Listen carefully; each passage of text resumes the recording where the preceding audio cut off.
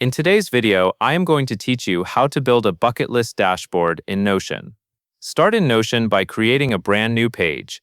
Name the page Bucket List Dashboard. This will be your home base for everything you want to do and achieve.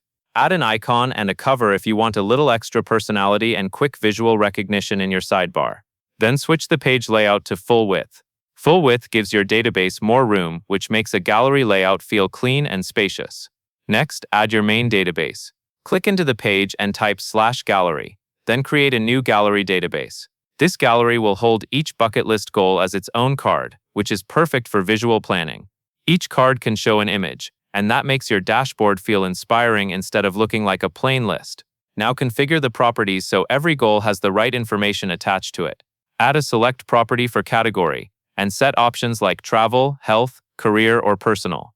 Categories help you group and filter goals later without moving anything around. Add another select property for priority, with options such as high, medium, and low. This is useful when you want to focus on what matters most first. Add a checkbox property for completion, so you can mark items done as you go. Finally, add a date property for deadlines or target dates. Even if a goal does not have a firm deadline, a target date can help you stay intentional.